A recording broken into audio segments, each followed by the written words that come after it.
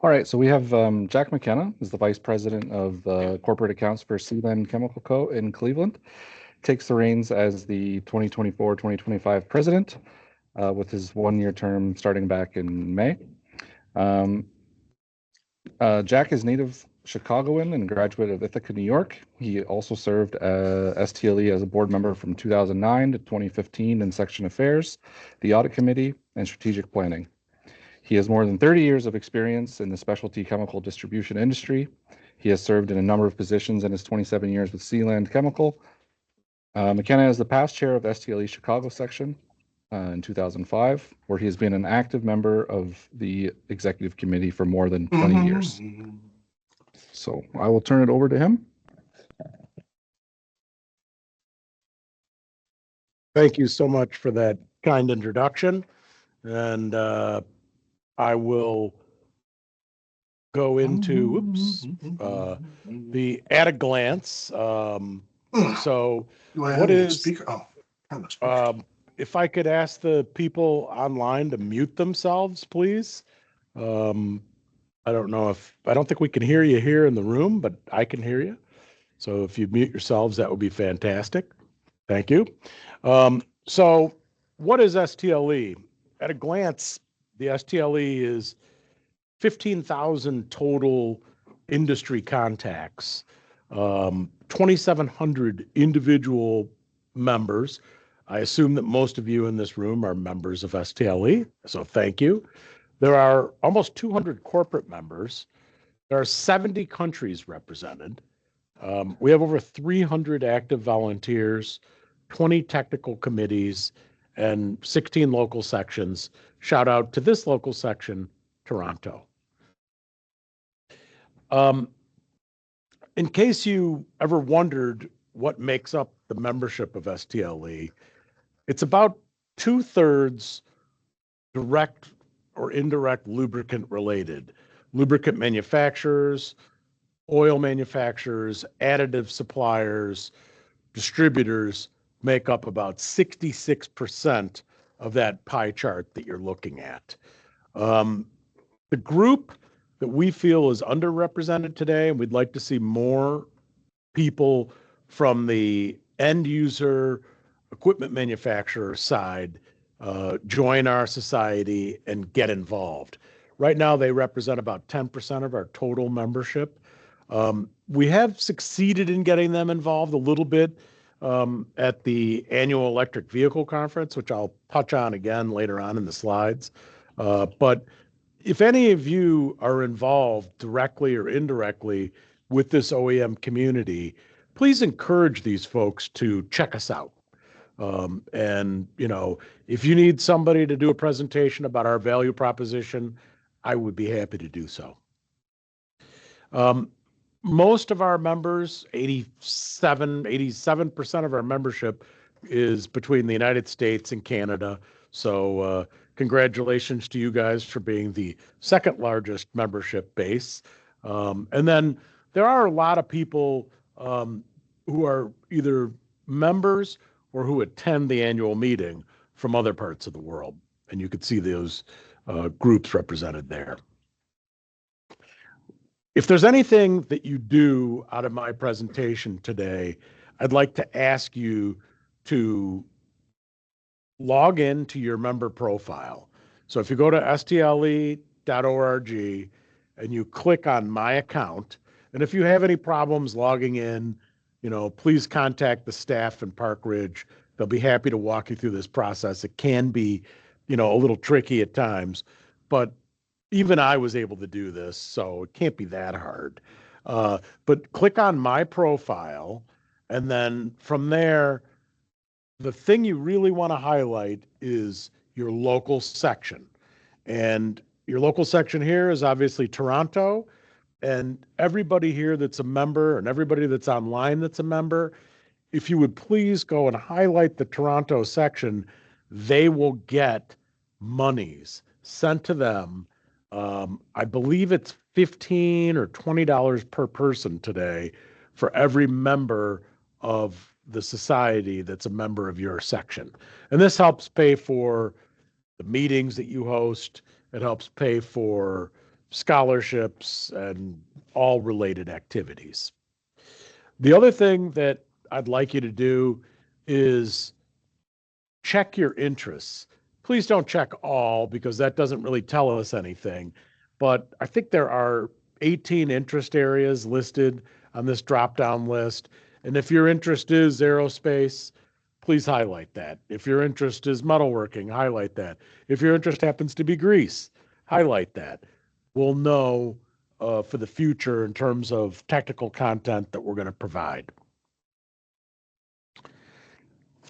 If you haven't checked out the learning pathways, please do so.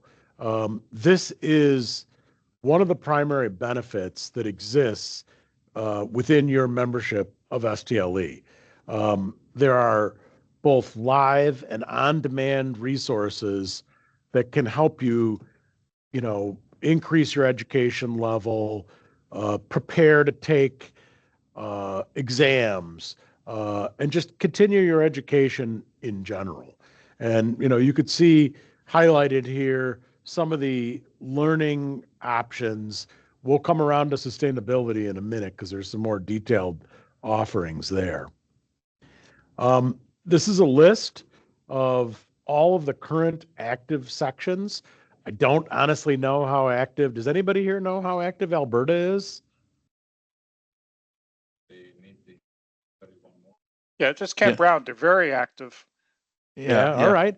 Fantastic. I'm glad to hear that. I haven't had any communication with them during my presidency. I certainly knew that in the past they would meet in Edmonton and then in Calgary, and sometimes they met in between. But I'm glad to hear that they're still meeting. Yes, we are. Right. Congratulations. That's fantastic. I am meeting with the Canton section and the Cleveland section in 2 weeks. I am meeting with the Chicago section in April. I met with the Detroit section in November when I was in Detroit for the electric vehicles conference. The very first meeting that I had was a virtual meeting with the Hamilton section. Is anybody here in person or online from the Hamilton section? Looks like we got all GTA folks and not going all the way out to Hamilton, but shout out to the Hamilton section. I was in Houston last week. I was also at the Lower Ohio River Valley last week. It's been a very busy activity period for me in terms of visiting sections, and that's fantastic. I think the North Texas section might be one of the ones that's gone slightly dormant. That would have been the Dallas-Fort Worth area. I did visit with the Northern California section. We were hosted by Tesla and by Chevron Oronite at their Richmond refinery in December. The executive committee went out there and we had a Northern California section meeting. Fantastic. I visited with the Philadelphia section in February. I actually go to Pittsburgh next Tuesday. And then I think it's actually Cleveland the following week. Seattle Tacoma is another one of those sections that is not super active right now. Toronto, well, you know who you are. The Virginia section is in Richmond, and I've joined them online for a meeting already, and I'm going to try and make a personal appearance if I can in April. I will stop to mention the UK student section. The UK student section is a very interesting STLE section. It's made up of students in the UK who approached us at the annual meeting, I think 3 years ago, and said, we, the tribology students in the UK, have noticed that the tribology students in France all know each other, and they've all been, networking and interacting with one another. We want to do that too, and we think the way to do that is to start a student section of the STLE here in the UK. Can you help us? And we did. We gave them some seeding money. They have now, I think they're in their 4th generation of new leadership. Every year, the previous group matriculates out as they graduate. And they've hosted, I think for 3 years in a row, a technical meeting at one of the universities. I think it was at Leeds last year. And they get speakers, they get donations. It's really fantastic. And it's actually a testament to these students. I know that there are students that are involved in our society in the US, and I'd love to see people get more involved at the student level. If you're not familiar with STLE's certifications, I'm sure some of the people, anybody in the room here, a CLS, an OMA, or a CMFS? Okay, I see a few of you guys. I suspect there's some OMAs here. You'll notice we're not highlighting OMA2. OMA2 is something that is kind of under review. We've gone through 3 consecutive years without anybody taking the test. So we're not sure where we're going to go with that in the future. But if you have an opinion, reach out to the certification committee. Yep. Right. Indeed. If you're not aware of this, the STLE for the last couple of years has been producing podcasts. There's a list here on the screen of, some really deep topics that we've been involved in: tribochemistry, 3D printing, green chemistry, nuclear power, hydrogen, etc. There are also some kind of different topics that we touched on, the tribology of chocolate being one. And friction and wear in your footwear is one of the most recent ones. So kind of touching on general tribology topics that might be of interest to anybody. So if you haven't listened to any of these, go to your, streaming platform, whether it's Apple Play, Spotify, etc., and check the stuff out. And by the way, if you or somebody has an interest in putting on a podcast, we're looking for content. If you want to talk about power gen, if you want to talk about grease, we're here. We're looking for people to bring us topics that are of general interest to all of STLE's membership. One of the other benefits that exists for you, the STLE member, is the Industry Insights program. This is a virtual event series that is only available free of charge to current STLE members. And we do these presentations bi-monthly. We kind of figure that's the right sort of cadence. And like I said, this is only available to you, the STLE member. And if you haven't checked them out, go check out the website, see what the upcoming offerings are. And again, this is another area where if you or your company want to get involved and want to do a presentation talking about a topic area that might be interesting, reach out to Bob at the national headquarters, or reach out to Rebecca. Anybody there can help you. The thing that is considered to be the #1 tangible asset for people who are STLE members is our award-winning TLT magazine. I will make a comment here and say most of you, I would say pretty much everybody who's a member, probably gets a paper copy of this. Do we still send paper copies to everybody in Canada? I would imagine we do.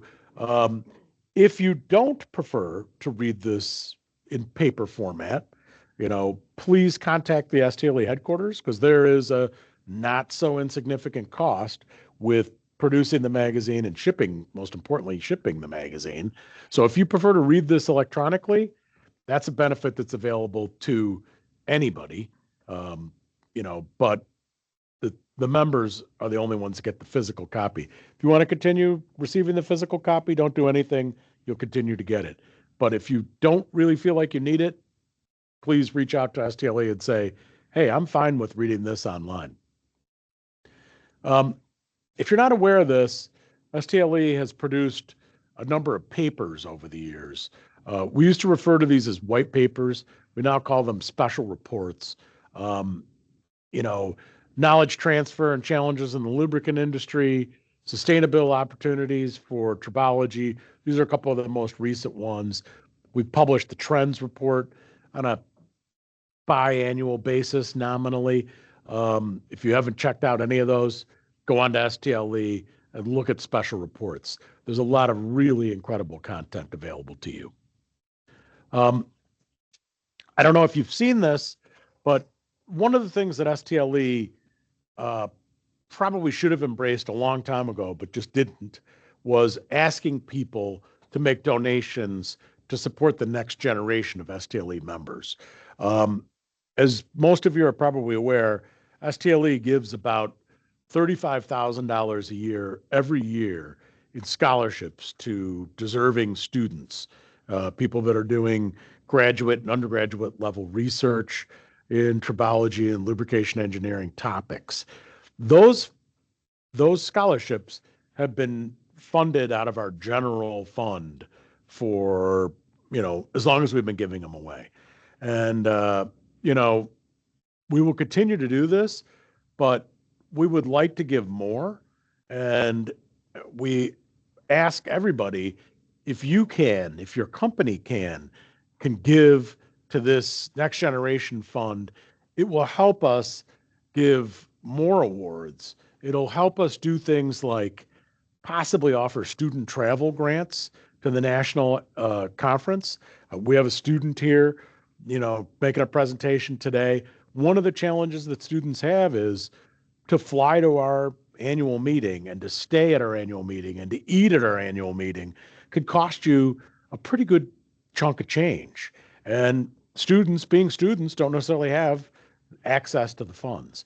And these next generation funds, we're trying to raise money. So if you can donate, please do. That's what it's going to go to, is student travel grants, STEM camps, early career awards, help pay for the student research posters, that kind of thing. Most of you, I hope, are aware that our annual meeting is coming up in Atlanta this year from May 18th to the 22nd. If you haven't registered, please do so. Khalid just mentioned that did you register too? Okay, well done, Khalid. New this year in 2025, we're going to host our welcome reception on Monday evening in the exhibit floor space. This is something we've never done. I know some other societies do this. It's an opportunity for you to spend a little bit of time and meet some of our exhibitors who are paying, good money to support our organization and exhibit their products and services that they have to offer. So come down, visit us, have a drink, have a snack, walk around, see what people are offering. There'll be 3 new tracks this year: aerospace, rheology, and sustainability. And I'm going to talk a little bit more about sustainability in a minute. But if you're not aware, there's also going to be a fun run walk on Wednesday morning. I believe the last time I checked, there were 35 people signed up already for this. It's a nominal fee to register, and that nominal fee is going to support the Next Generation Fund that I mentioned on the previous slide. If you're like Wayne and I, and you've attended a bunch of STLE meetings over the years, you were used to getting that gigantic pamphlet booklet. It's not going away totally, but it's been pared way down. And the truth is, the way to stay organized at the annual meeting is to use the STLE mobile app.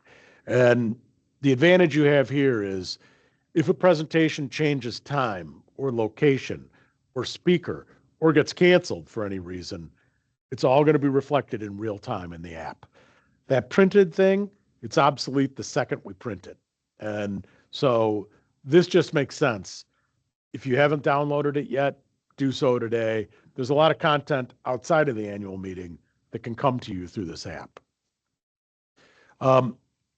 Another future upcoming meeting is the 2025 STLE Tribology Frontiers Conference. It's going to take place in Greater Chicagoland at Argonne National Laboratories from October 14th to the 16th. These presentations tend to be more academic in nature, but we usually get about 200 to 300 people to attend this conference. It's a great place for students and professors to present research and also to network with their peers. I believe this is going to be the 5th year in a row for the e-mobility conference that is taking place. It says Detroit, but I believe it's actually Troy, Michigan that it's going to be held in, which is a near west suburb of Detroit. So not very far away from here. This will be held from the 19th to the 21st of November. And that's a picture of last year's conference at the Ren Center. And we had a really fantastic showing of speakers, participants. This thing continues to grow. And, if you want to learn about e-mobility, you want to learn about future trends, this is a fantastic place to go. And the networking, there was a bunch of people last year, and I know there's a huge effort to get more people from the automotive manufacturers there themselves. So you could expect participation from Tesla, Ford, GM, Stellantis, and I think Rivian was there last year and will hopefully be participating again this year. So, these are the people that are really the ones you want to hear from and talk to at this meeting. STLE in Motion is something that we created recently. The staff of STLE did. And if you haven't checked this out, check it out. These are examples of what we're posting. That's a picture of myself and Rebecca Lintau, our executive director, and Kevin Delaney there standing at the Broadmoor at the annual ILMA meeting last year. And that's Stefan Batz, another executive committee member, at a lubricant conference in Germany last year. And then in the lower right panel there's some STLE events, I should say STEM events that STLE participated in last year. But if you are doing anything at the STLE Toronto section that you either want to promote or take pictures of, and in fact, somebody please take a picture of this event so that we could post it. If you could send it to Rebecca, she will see that it gets posted as soon as tomorrow or the next day. And it's a way for everybody to look back this way and say, STLE Toronto. Come on, Khalid, you're not participating.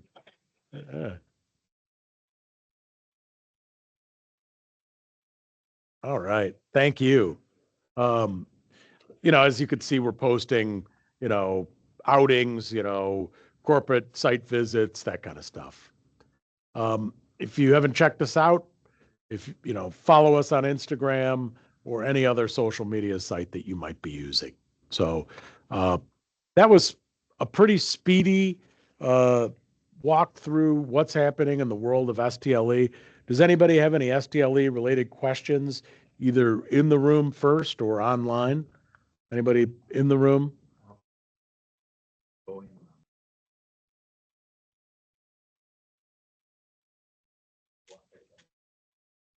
Yeah, it goes back quite a ways. There was oh, sorry. So the question is, does Montreal have an active section? Doesn't have one now, but frankly, this is true for a lot of sections, that they are organized and run by volunteers. And if the volunteers retire or move away or, leave the society, leave the industry, and there isn't enough willing and able participants in a section to pick it up and keep it going. I'm forgetting the guy's name that's it, right. He was the guy, he was the past president of the STLE. Was he a president of STLE too? Yeah, and I think there was another guy. Yeah, that's right. Yeah, so there was a very active section once upon a time. And, we would love to get people involved there again in the future. Would be nice one thing we could potentially do is try to get them online. Is there anybody from the Montreal on this, on the call-in? Probably not, no. Obviously we'd have to have English, French, simultaneous translation. Vous parlez français? Yeah. Yeah. Well, it sounds like we have a volunteer for simultaneous English-French translation. It certainly isn't going to be me based on my pidgin French at best. But great question. And in fact, you could ask that question of many sections that used to exist in the past. I mean, I was a semi-active member of the Peoria section of the STLE, which was primarily made up of people who worked for Caterpillar Corporation, and they would get a turnout similar to this. There'd be 18 to 20 people, mostly Caterpillar employees and their suppliers and, related folks. And as those people retired and left and moved away, the section leadership kind of collapsed, and there isn't a Central Illinois section anymore. And it's something that's concerning. Long may the Toronto STLE run. So thank you, like I said previously, to everyone that's a volunteer, because these things don't go on without people volunteering to do them. Without volunteering to host them in their workspace, without emailing people and reminding them to come or to join online. That's the lifeblood of STLE going forward. And I don't have to talk to you. I've talked about what is our value proposition. And, I'll remind everybody online and in the room that there's so much that you can learn and grow in your career by being an active volunteer in STLE. It'll make you a better person, a better employee. It's just something that it's fantastic to do. I'm going to talk, if there's no more questions about, there's questions online?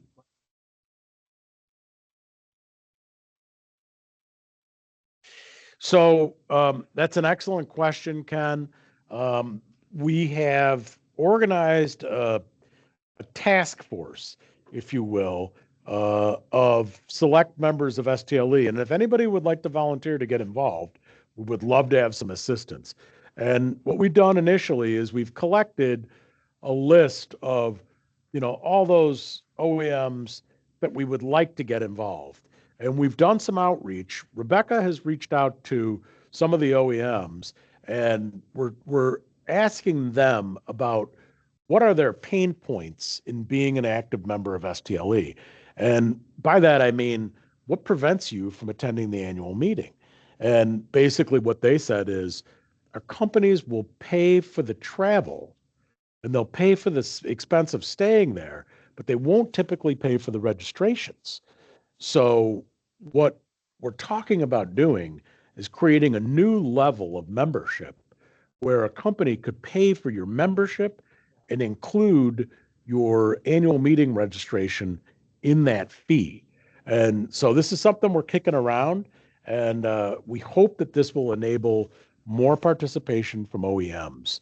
And, and if anybody either in the room or on the call has ideas, thoughts, suggestions on who we should do outreach to, or people that or pain points that you're aware of that we need to try and overcome, please share that information. Reach out to me. It's easy to find me through the STLE or jack.mckenna@sealandchem.com. Send me an email if you've got thoughts, suggestions, ideas. Do you have a comment?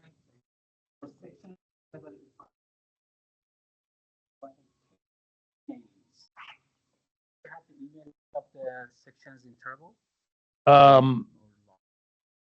Yes. I don't have that at my fingertips, but if you're interested in that list and want to help, Julie O'Rourke at the national organization is the person who is the point person for STLE sections. So she could share any of that information with you. Okay.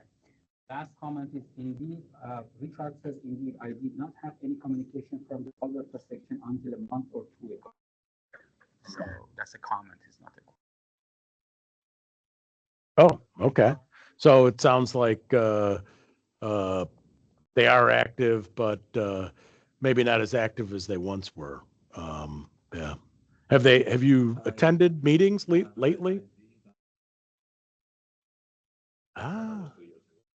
Oh, but 2 years ago. some OEMs have the free feeding Right, right, and petrochemical.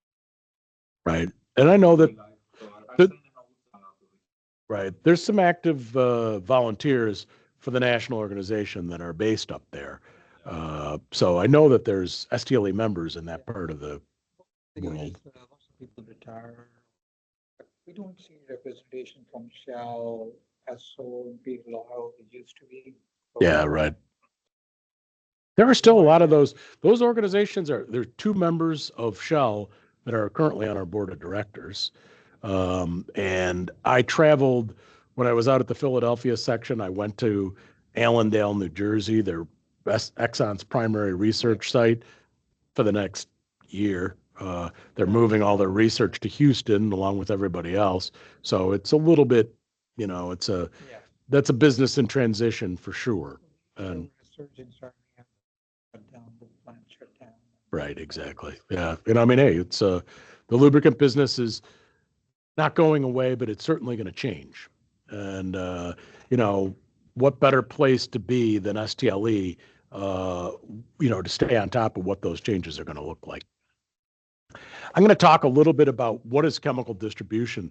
This is the business that I've been in for most of my working career. And it intersects with STLE in that the lubricants industry really values technical service.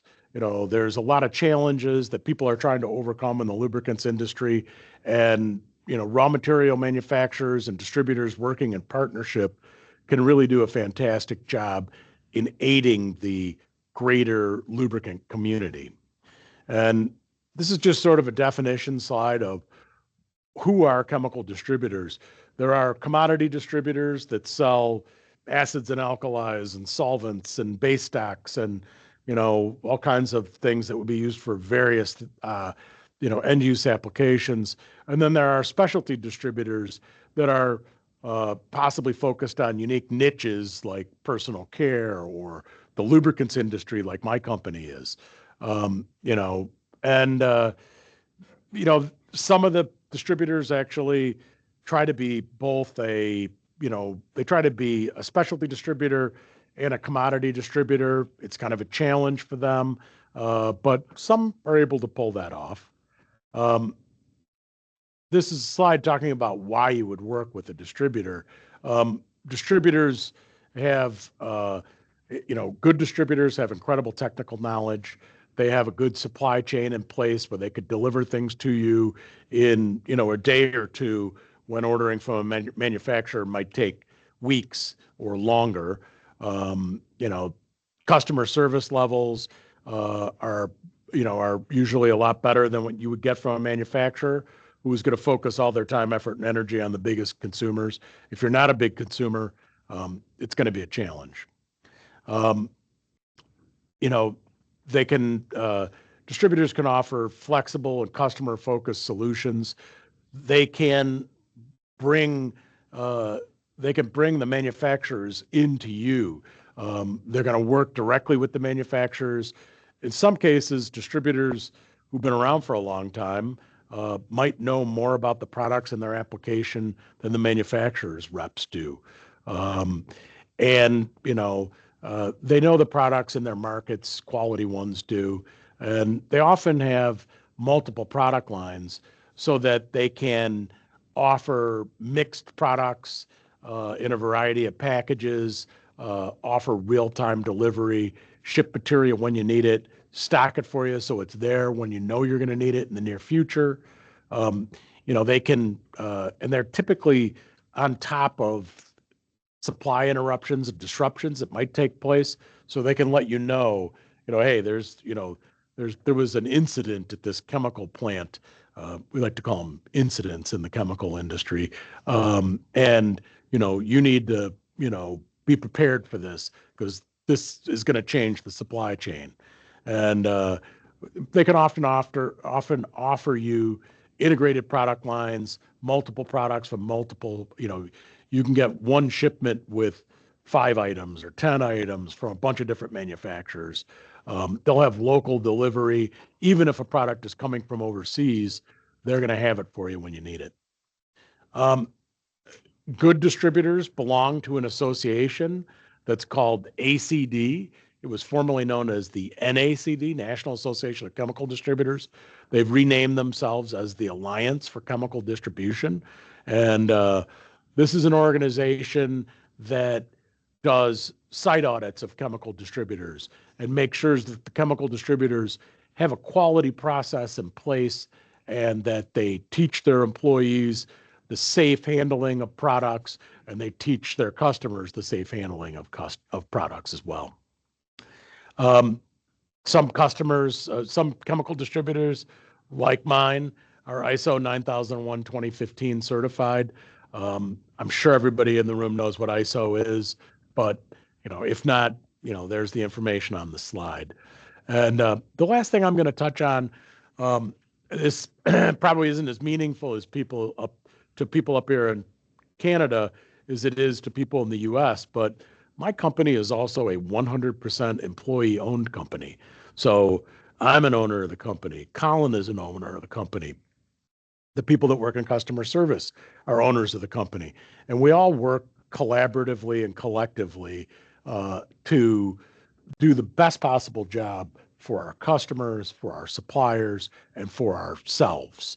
And we're not paying some outside shareholders. We're not paying some family that's owned the business for 100 years. We're paying ourselves. And it's kind of it's a U.S. Government ERISA managed program, which means it's kind of like a 401k, which is a tax deferred savings plan for the future. And some of the things that it does for people is it provides an enhanced ownership culture. It aids in supply. If you're a distributor like we are, it helps attract and retain manufacturers because the companies are evergreen, meaning I'm part of the fourth generation of ownership of this company. And as I rotate out, Colin will be part of the fifth generation of ownership of this company. And it's not, suddenly tomorrow the people who own it are just going to turn around and sell it to an investment group, and you're not going to know who owns it and who the people are. It's going to stay with the same people that have been working there for 10, 20, 30, 40 years.